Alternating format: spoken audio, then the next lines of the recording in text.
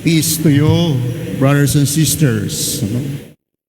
Sana payapa ang inyong loob at mayroong kagalakan sa inyong mga puso. Napakaganda po ng mga salita ng Diyos sa ating ngayong gabi. Good news to all of us. Kung titingnan natin mabuti yung mga pagbasa, ay isang kasaysayan na nangyari 2,000 years ago, more than 2,000 years ago. At itong kasaysayan na narinig natin, hindi na kailangan detalye pa, sabagat every year, we hear this gospel.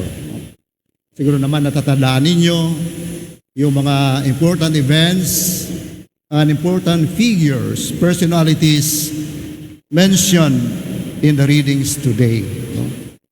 Sapat na po yun. Ang mahalaga po ngayon ay kung ano nga po ang ating damdamin at kalooban ngayong mga oras na to. Masaya po ba kayo? Mahina yata. Parang hindi masaya. Ang kasiyahan ng isang Kristiyano ay hindi pwedeng pigilin ng kahit anong klase ng sitwasyon na mayroon ang tao. Kaya nga dala ng pagbasa ngayon sa atin ang mabuting balita na direct from God through the mouth of the prophets and through the mouth who proclaim the gospel or the good news to us. Nakikita natin ang mga eksena, nandiyan po ang Belen, nandiyan si Christ, and we know that Christ has been born 2,000 years ago. Ay ano ngayon po kung ipinanganak si Kristo? Sapagkat di natin pwedeng tingnan ng kapanganakan ni Jesucristo. We focus also our attention to the last moment that Jesus Christ lived in this world after His resurrection.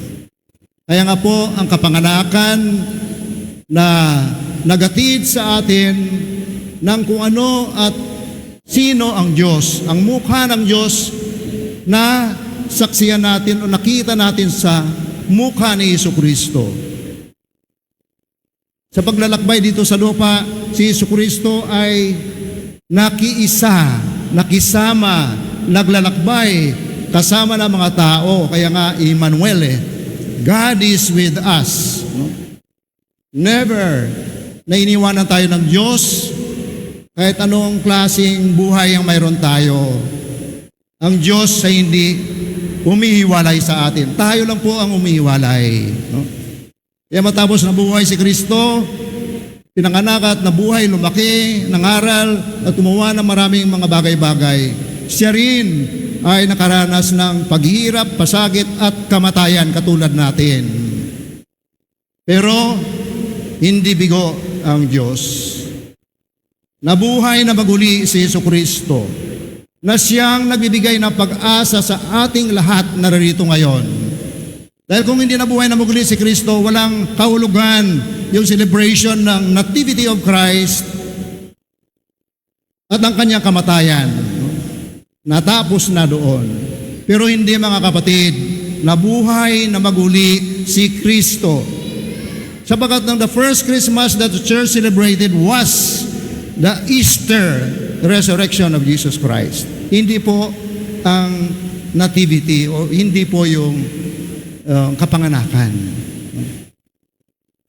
Only ang kapanganakan ni Jesucristo ay nagkaroon ng malalim at natupad ang kalooban ng Diyos, ang plano ng Diyos sa kanyang kamatayan at muling pagkabuhay.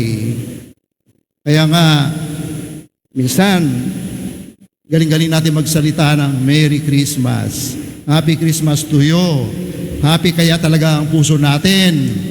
Yan ang tanong Madali magsalita, pero sa buhay natin kaya, happy kaya tayo? Yan po ang malaking question mark. Kaya nga,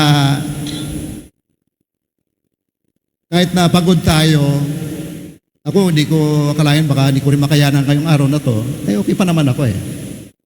Nakakatayo pa naman, no? Kaya nga, pasalamat tayo sa Diyos dahil may Christmas. Si Kristo ay dumating sa mundong ito at nagdala ng liwanag. Narinig natin sa mga pagbasa, no? Biglang nakaroon ng liwanag sa mga taong hindi pinapansin sa society. Katulad ng mga shepherds, katulad ng mga makasalanan. Sino bang pumapansin sa kanila? Napansin sila pero panghuhusga ang ginagawa ng mga tao, di ba? Eh si Kristo, unang nagpakita sa mga mayroong kababaang loob at mga taong dukha, shepherds.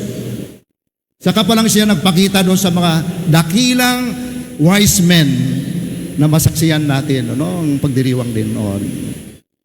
Kaya nga, lagi, no, may sequence, may arrangement yung Belen. Ano ang mga wala dyan? Nakikita nyo? Tatlong mago, wala dyan.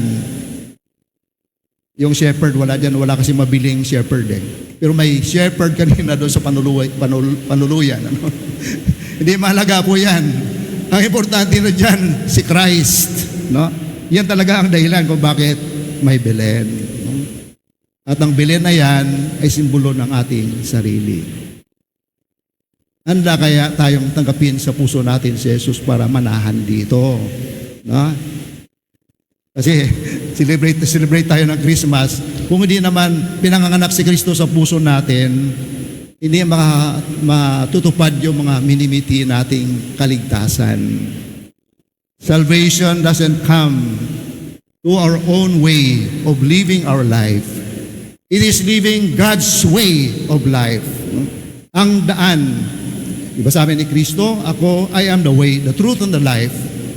Truth kaya talaga siya sa atin? Way talaga ba siya? At siya pa talagang buhay natin? Yan, mga kapatid. Kaya sana masaya kayo, no? Give a smile to your seatmate. Give a smile. Why you cannot smile at your side? Kaya, kung nasubaybayan natin yung mga pagbasa sa 9 days of novena, lagi pinapahayag yung kagalakan, pag-asa, liwanag, pag-ibig. Naroon yun po. Ngayong gabi, natupad ang first part ng kasaysayan natin. Pinanganak si Kristo sa atin, sa piling natin. Hindi pwedeng mga anak lang. Kailangan ay lumaki, lumusog, lumago, tumanda, mamatay, ngunit muling mabubuhay. Yan yung sequence ng kasaysayan ng buhay natin. May kahulugan lahat. No? Kaya nga, sa ating pagdiriwang ngayon ng Eucharistia, nawa, sabi ng Santo Papa, tuon natin ang ating isip at puso kay Kristo sa Belen. Let us reflect and meditate why God became man. Bakit kailangan magkatawang tao ang Diyos? Para damayan tayo, para paunawa sa atin na may Diyos na mawain at nagmamahal, at may Diyos na kasama natin sa paghihirap natin, maging kasama rin natin sa kamatayan, at makasama rin natin sa muling pagkabuhay. Amen? Kaya po, maligayang Pasko sa inyong lahat.